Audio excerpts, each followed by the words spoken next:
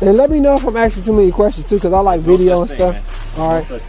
So like, do you just like wake up and like do whatever you want to do, or like what type of career you got? So I work for the university. Yeah. Full time, and I've been working with the Information Technology Academy (ITA). It's a pre-college program. Yeah. Designed for traditionally marginalized, underrepresented folks. Okay. So we, I run the tribal program. So I work in the northern part of the state most of the time, but I also work in Madison. And so I do that full time, and then I also run color in the outdoors. Okay. Started that about 22 years ago, but it has become kind of an official entity in the last 4.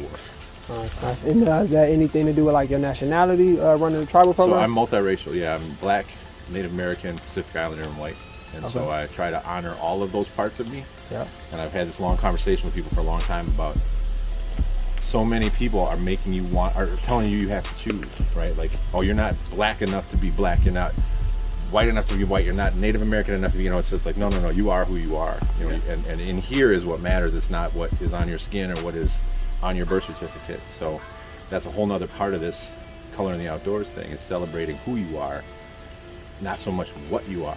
And that's part of it, right? Like, you can have a person, and I've had this conversation with a friend of mine actually just the other day from South Africa. And there's this big argument about Africans saying, well, I'm not African American, I'm African. And I'm like, but how about we're all who we are, right? Like, it's not a territorial thing. We're not talking about boundaries and borders. We're talking about who we are as human beings.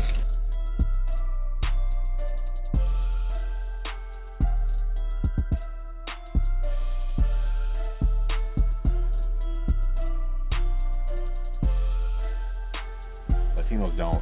And it's like, well, first of all, yes, we do. We've been done.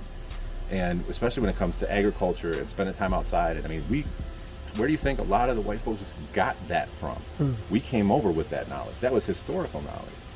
So farming practices, agricultural in general, hydroponics, hydrology, like all of these things that folks that were here already knew, and folks that came from there had already known.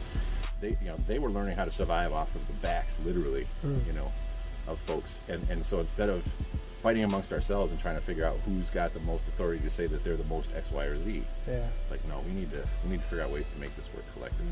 And so that's one of the other points to this whole color in the outdoors idea is, let's get together, let's share our experience, our knowledge, so that it literally is a survival technique. You're learning how to survive off the land. You're learning how to plant, you're learning how to grow, you're learning how to hunt, you're learning how to forage, but you're also learning how to navigate both. Literally, I'm going to teach you how to read a compass, for instance, but you're troubleshooting in your head on what's the next step and how do I think outside the box, and instead of it being linear, how do we do the zigzag and get to where we need to go? That's how life works.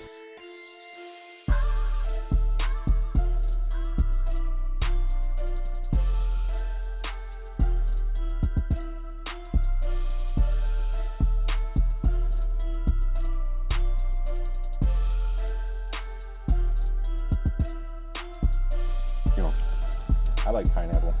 Oh, okay. I like pineapple. I like mangoes. You can't, you don't grow those out here very often.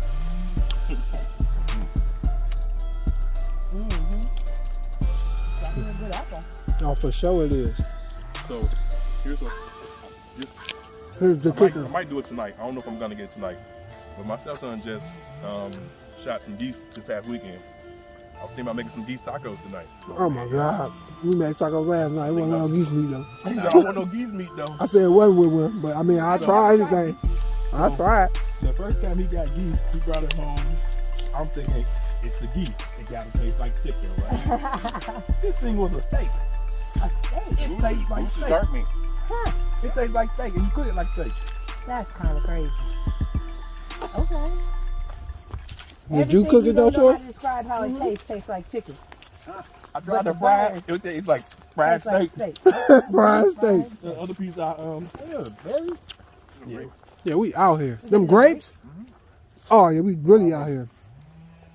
They're sour though. Be warned. It's all good. Ooh.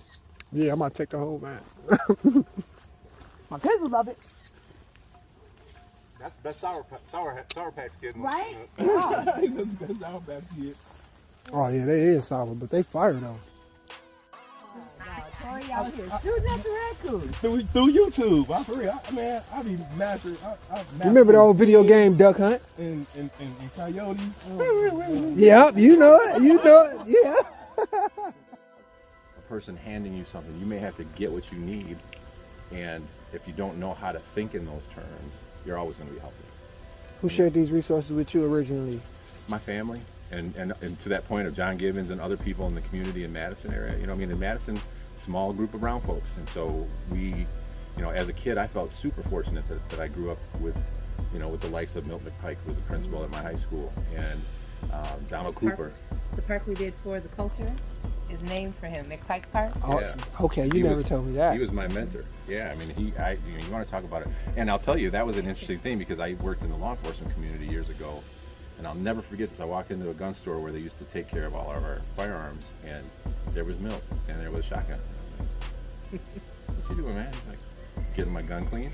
Like, what? You know, it was just one of, it hadn't even registered, but yeah, I mean, it's a process. That's why I say, like, even bow hunting, like, if you want to bow hunt, you have to learn how to hunt, but you learn how to hunt without a weapon. You got to learn the land, you got to learn the animals you're hunting, you got to learn the foods, you got to learn the wind, you got to learn all those things. Then you got to learn how to shoot during that time, but then you also have to put yourself in a space of, can you do it? There's a lot of people like, I want to. For and then sure. you get to a point where you're like this and you're looking something eye to eye, and that changes everything. You're gonna take life away. And the thing that I tell people is, you're far more aware of yourself if you can say no, than to let that arrow or bullet fly and regret it. And so you know, you really need to be in tune with what it is you want to do, no matter what it is. Yeah. If you're taking anything out of the woods, you need to be in tune with what it is you're doing. Early exposure to, like, you know, this stuff. You know what I mean? I mean,